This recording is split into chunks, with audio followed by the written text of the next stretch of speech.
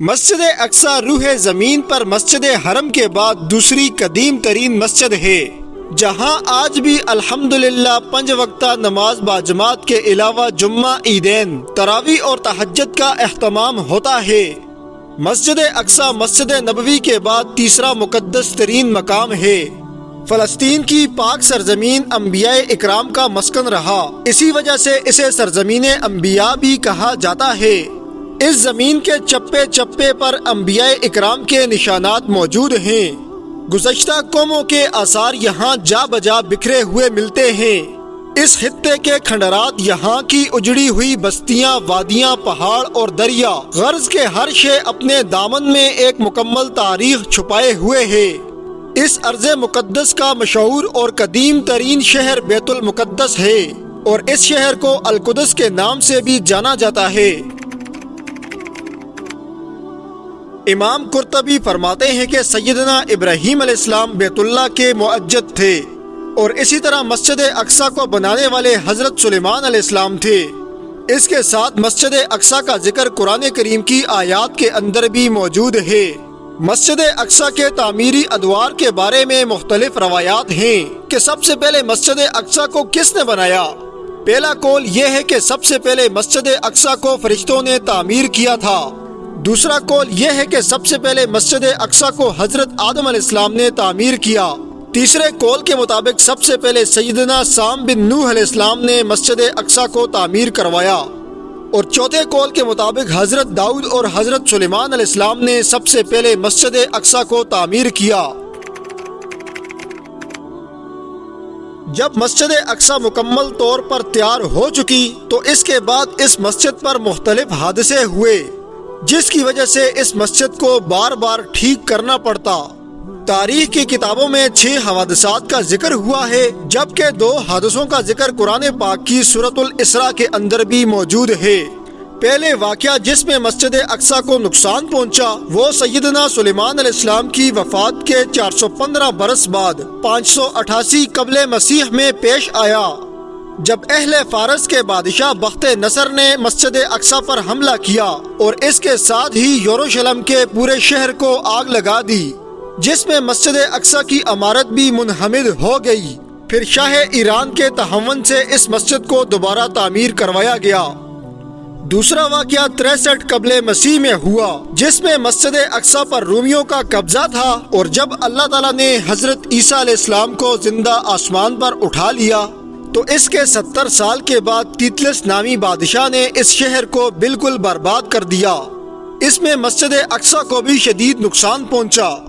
135 عیسوی میں رومی بادشاہ ہیرڈوس نے اس شہر کو دوبارہ بسایا اور اس کا نام ایلیا رکھا۔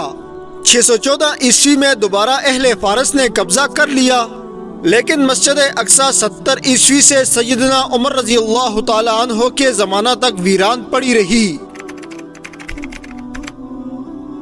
حضرت عمر فاروق رضی اللہ تعالیٰ عنہ کے دور خلافت میں سیدنا ابو عبیدہ بن جراح رضی اللہ تعالیٰ عنہ نے 16 ہجری میں بیت المقدس کا محاصرہ کر لیا، اور عیسائی لوگوں کے سامنے اپنی کچھ شرائط رکھیں، اور ان لوگوں کو حکم دیا کہ اگر تم شرائط نہیں مانو گے تو قتل کر دیے جاؤ گے، اور صلح کی صورت میں جزیہ اور اخراج کا حکم سنایا۔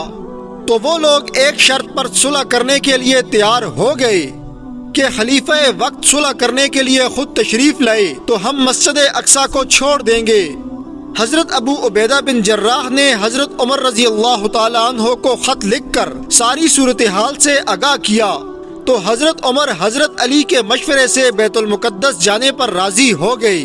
یوں 17 ہجری میں سیدنا عمر رضی اللہ تعالیٰ عنہ کے دور خلافت میں مسجد اقصی اسلام کے سائے میں آ گئی۔ اس کے ساتھ ہی حضرت عمر نے مسجد اقصی کو صاف کروایا اور وہاں پر ایک اور مسجد تعمیر کروائی، جس کو مسجد عمر کہا جاتا ہے۔ 17 ہجری میں فتح کے کافی عرصے کے بعد اموی خلیفہ عبد الملک بن مروان نے 65 ہجری میں اس مسجد کی تعمیری کام اور مرمت کا آغاز کیا، اور ولید بن عبد الملک نے مصر سے حاصل ہونے والا پیسہ اس مسجد کے تعمیری کام میں وقف کر دیا۔ 130 ہجری اور 158 ہجری کے زلزلوں میں اس مسجد کی تعمیر کو بڑا نقصان پہنچا۔ تو 169 ہجری میں مہدی کے دور حکومت میں دوبارہ اس مسجد کی تعمیر کی گئی۔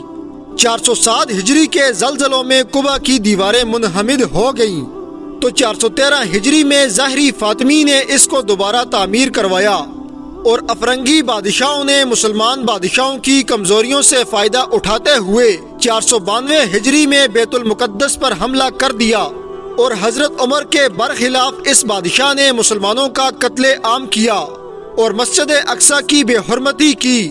مسجد اقصی میں گھوڑوں کے لیے استبل بنایا گیا، جس کو استبل سلیمانی کہا جاتا رہا۔ 91 سال تک مسجد اقصی ان افرنگی بادشاہوں کے قبضے میں رہی۔ پھر سلطان نور الدین زنگی کے فتوحات کے سلسلے کو آگے بڑھاتے ہوئے ان کے جانشین سلطان ناصر الدین یوسف بن ایوب نے 653 ہجری میں دوبارہ اس مسجد کو آزاد کروا کے مسلمانوں کے حوالے کر دیا۔ 15 جولائی 1099 کو بیت المقدس پر عیسائی حملہ آور ہوئے، تو عیسائیوں نے یروشلم کے ساتھ مسجد اقصی کو بھی مسلمانوں کے ہاتھوں سے چھین لیا۔ اس حملے میں عیسائیوں نے 1000 مسلمان مرد، عورتوں اور بچوں کا قتل عام کیا اور مسجد کو گرجے میں تبدیل کر دیا۔ پھر 12 اکتوبر 1187 ہجری کو وہ عظیم الشان دن آیا جب مسجد اقصی عیسائیوں سے چھوٹ گئی، کیونکہ اس بار عیسائیوں کا مقابلہ سلطان صلاح الدین ایوبی کے ساتھ ہوا۔ سلطان صلاح الدین ایوبی نے شہر کو فتح کیا اور مسجد کو عیسائیوں سے دوبارہ حاصل کر لیا۔ سلطان نے اس مسجد کو جو گرجا گھر بنائی جا چکی تھی دوبارہ مسجد میں تبدیل کروایا اور مسجد اقصی کو اپنی پرانی اور اصلی حالت پہ لایا۔ مسلمانوں نے مسلسل 1 ہفتے تک پانی اور عرق گلاب سے اس مسجد کو غسل دیا۔ تمام مورخین کا اس بات پر اتفاق ہے کہ مسجد اقصی روز اول سے جن حدود پر قائم ہوئی آج بھی انہی حدود پر قائم ہے۔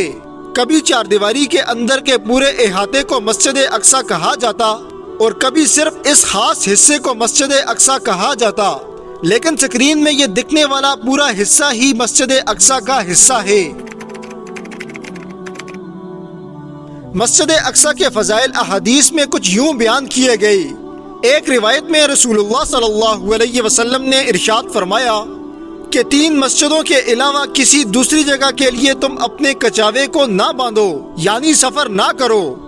نمبر 1 مسجد حرم، نمبر 2 مسجد نبوی اور نمبر 3 مسجد اقصی۔ ایک روایت میں ہے کہ جو شخص بیت المقدس میں نماز پڑھے تو اللہ تعالیٰ اس شخص کے تمام صغیرہ گناہ معاف فرما دیتا ہے۔